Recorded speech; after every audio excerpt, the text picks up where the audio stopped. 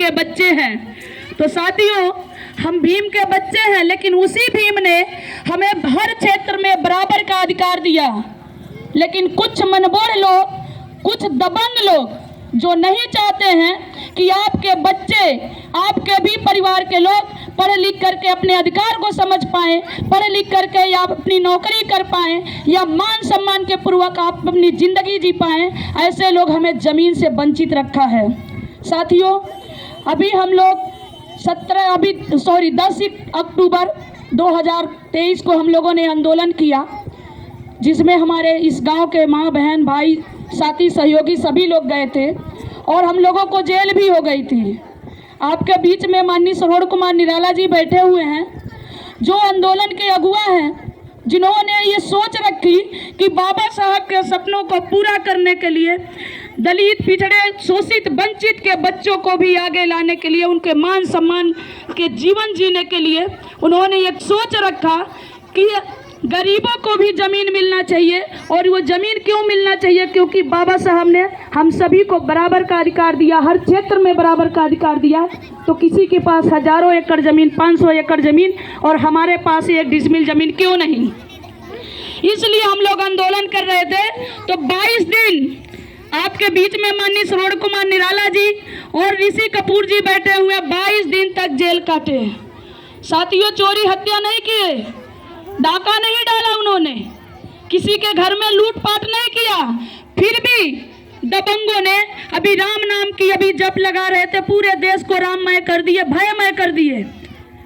हमें राम नहीं चाहिए, हम दलितों के लिए, हम मजलूमों के लिए, हम गरीबों के लिए, हम मजबूरों के लिए ये अंबेडकर चाहिए। अगर आपको कुछ मिला है तो इस अंबेडकर के वजह से मिला है, किसी भगवान ने नहीं दिया है। इसलिए साथियों, हम लोग आंदोलन किए, 22 दिन लोग जेल में रहे। आपको बताऊं कि हमारे आंदोलन के दबाव में आकर के इस तानाशाह सरकार भी झुक गया और 4 नवंबर 2023 का अखबार आप उठा के पढ़िएगा। जो लोग नहीं पढ़े होंगे तो अखबार मंगाइएगा। 4 नवंबर 2023 का अभी जो बीता है, 4 नवंबर 2023 को जब हमारा आंदोलन बढ़ा, जब श्रवण कुमार निराला जी जेल गए, तो श्रवण कुमार निराला जी कहे कि जेल नहीं, फांसी भी हो जाए तो हम भी डरने वाले नहीं हैं, जमीन तो आपको देना ही पड़ेगा। तो 4 नवंबर 2023 को माननीय मुख्यमंत्री योगी आदित्यनाथ जी ने ये ऐलान किया कि 1.25 करोड़ गरीबों को जमीन का मालिकाना हक अभी हम दिसंबर तक देंगे। 1.25 करोड़ दलितों को उन्होंने कहा, अब पेपर उठा के इसीलिए कह रही हूँ, नहीं पढ़ सकती हूँ तो बच्चों से पढ़वाइए। उन्होंने कहा कि 1.25 करोड़ दलितों को जमीन का मालिकाना हक दिसंबर तक देंगे। और उन्होंने ही कहा कि जमीन, जो दलितों के बच्चे हैं उनको विदेश भेजेंगे पढ़ने के लिए। तो साथियों, 10 अक्टूबर का जो हमारा मांग पत्र था कि किसी भी जाति धर्म का बच्चा हो, सारे बच्चों को केजी से लेकर पीजी तक शिक्षा फ्री होना चाहिए। किसी भी जाति धर्म का व्यक्ति हो, दवाई फ्री होना चाहिए।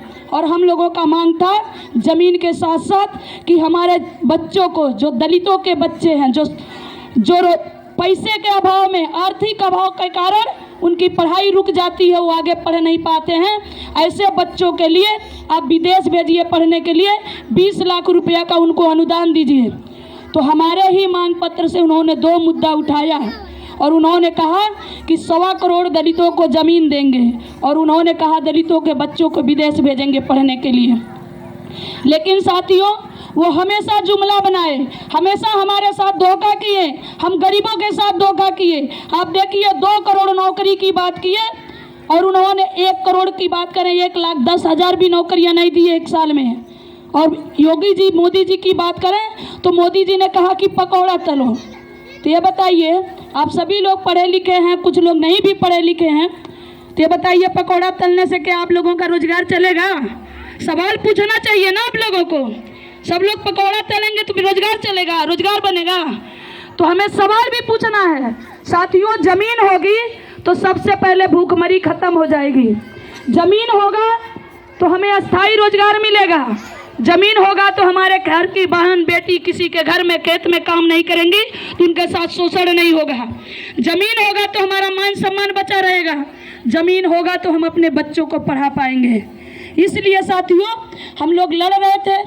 उन्होंने ज़मीन देने के वादा किया लेकिन ज़मीन नहीं दिया, इसलिए वादा खिलाफी के विरोध में हमने कहा कि हम लोग बोले मुख्यमंत्री जी आप राम के भक्त होंगे लेकिन संविधान के वजह से आपका राम नहीं बनाया, आपको मुख्यमंत्री हमारा संविधान ने बनाया, बाबा साहब ने बनाए हैं, इसलिए हम तो बाबा साहब के औलाद हैं। और हम जब तक ज़मीन नहीं मिलेगी तो 2 महीना क्या हम साल भर भी जेल में रहने के लिए तैयार हैं, लेकिन ज़मीन तो आपके छाती पे चढ़ के ही लेंगे। हम बिना ज़मीन लिए हम पीछे नहीं हटेंगे। इसलिए साथियों 29 जनवरी को सोमवार दिन पड़ेगा, आप सभी लोगों से आग्रह है अपने अधिकार के लिए लड़िए। जब तक आप लड़ेंगे नहीं तब तक कुछ नहीं होगा, आपको लड़ना ही पड़ेगा, हर हाल में लड़ना पड़ेगा, नहीं तो हमको जो मिला भी है वो भी छीना जाएगा। आप लोगों से आग्रह है 29 जनवरी को आइए, 2 बार 4 बार अगर आंदोलन करना पड़े तो कीजिए, लेकिन आप लोगों से मैं वादा कर रही हूँ ज़मीन उन्होंने देने का वादा किया है तो ज़मीन देना पड़ेगा। हम 70% लड़ाई जीत गए हैं, बस 30% की ज़रूरत है और 30% तब जीत पाएंगे जब हम जनसंख्या ज़्यादा बढ़ा पाएंगे। इसलिए आप सभी से आग्रह है साथियों कि अपने बेटे के लिए, बच्चों के लिए संघर्ष कीजिए। ये बताइए जितने लोग बैठे हैं, जो लोग भी हमारे इस आंदोलन में गए थे, बहुत सारे लोग बहुत सारी बातें कर रहे हैं कि ज़मीन, वो तो वोट के लिए बात कर रहे हैं। तो आप बताइए सुनील कुमार निराला जी को आप लोगों ने वोट दिया था? कितने बार वोट दिया है? दिया है? आपने 200-400 रुपया उनको दिया है? नहीं दिया है। तो ये बताइए जब वोट नहीं दिया, जब पैसा नहीं दिया, फिर भी अगर सुनील कुमार निराला जी अगर कोशिश कर रहे हैं, संघर्ष कर रहे हैं, आपके लिए जेल चले गए, तो ये बताइए जिनको आपने वोट दिया, जिनकी आपने झंडा उठाया, जिनका आपने जय जयकार किया, वो आपके लिए, आपके अधिकार के लिए कितनी बार जेल गया? कितनी बार जेल गया? कितनी बार उन्होंने लड़ाई की? जिनको आज तक आपने वोट देते आए, कितने बार आपके अधिकार के लिए बात किया? अगर मान लीजिए सुनील कुमार निराला जी, बहुत सारे लोग कहते हैं अगली बार वोट मांगेंगे, हम तो 3 साल से लड़ रहे हैं ना। आज आपके गांव में आई हूँ, आपके गांव में 3-4 बार मैं आ चुकी हूँ। यहाँ के हर एक माँ जानती होंगी, हर एक बहन जानती होंगी मुझे, मैं आ चुकी हूँ। इसलिए साथियों आप सभी से आग्रह है, अब कोई भी गांव में आएगा तो हमारा एक ही सवाल होना चाहिए, बाबू आज तक तो तोहके वोटवा देली, लेकिन बतावा 2 काम बता दा हमारे समाज के लिए का कैले बड़ा। भूखमरी हमारे समाज में है, बेरोजगारी हमारे समाज में है, महंगाई हमारे समाज में है, हमारे समाज के बच्चे पढ़ लिख नहीं पा रहे हैं। तुम बताओ 2 काम क्या किए हो? नहीं किए हो काम तो फिर दोबारा हमारे दरवाजे पे नहीं आना। और जब ये बात आप पूछेंगे तो वो लोग कहेंगे हमारे पार्टी के लोग बड़ा काम कर रहे हैं। तो ये बताइए जो लोग पढ़े लिखे हैं या जो लोग अपने बच्चों को पढ़ा रहे हैं, तो बाप के डिग्री पे बेटा के नौकरी मिलेला?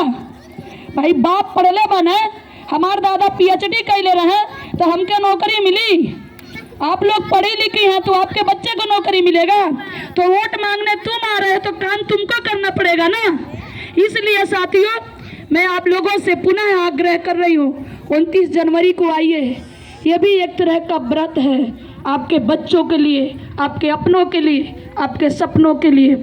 आप 29 जनवरी को आइए, हम चौरी चौरा से गोरखपुर आएंगे, 6 बजे तक आप लोग फ्री हो जाएंगे। और ये पुनः एक बार आप सभी लोगों को इतना बढ़िया कार्यक्रम किया, इस तरह से मैं चाहूँगी कि हर वक्त हर समय जब भी 15 अगस्त, 26 जनवरी, 14 अप्रैल आए तो आप लोग कार्यक्रम करिए और अपने बच्चों को आगे बढ़ाइए। इन्हीं सब बातों के साथ आप सभी साथियों को जय भीम, नमो बुद्धाय। बहुत अच्छा साथियों, बहन जी ने बहुत अच्छा भाषण